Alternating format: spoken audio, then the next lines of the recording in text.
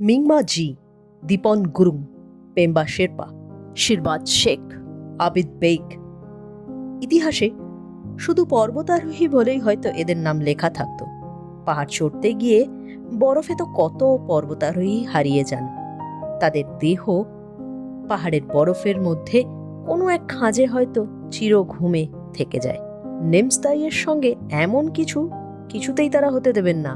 এই জেদের জন্যই ইতিহাস এই 5 পর্বতারোহীকে মনে রাখবে অন্যভাবে। 30 জুলাই ব্রড পিক অভিযানে 10 জনের দলের সঙ্গেই তুষারধসে বরফ সমাধি হয় নির্মল পূজার। বাকি পর্বতারোহীদের দেহ খুঁজে পাওয়া গেলেও নিমস এবং চীনের পর্বতারোহী ওয়াংজং এর দেহ খুঁজে পাওয়া যায়নি। 5000 মিটারের উপরে পাহাড়ের খাদে বরফের তলায় তার সন্ধান পাওয়া গেলে উদ্ধারকারী দল হাল ছেড়ে দেয় সেই দেহ উদ্ধারের। এগিয়ে আসেন এই 5 জন। মিংমার নিজের, শেরপার দলে গুরুং এবং পেম্বা, আর পাকিস্তানের পর্বতারোহী শিরবাজ আর আবেদ। নিমসকে তারা কিছুতেই পাহাড়ে ফেলে রেখে যাবেন না পণ করেছিলেন।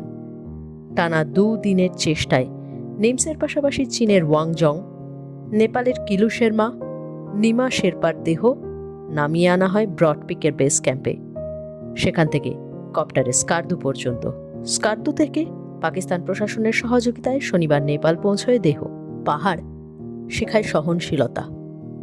পর্বতারোহীকে শিখতে হয় সহমর্মিতা, সহযোগিতার জীবনযাত্রা। নির্মল পূজার নিথর দেহের শেষ যাত্রায় 2 দেশের পর্বতারোহীদের জেদ যেন আরও একবার শিখিয়ে দিল, সবার উপরে মানুষ সত্য, তাহার উপরে নাই।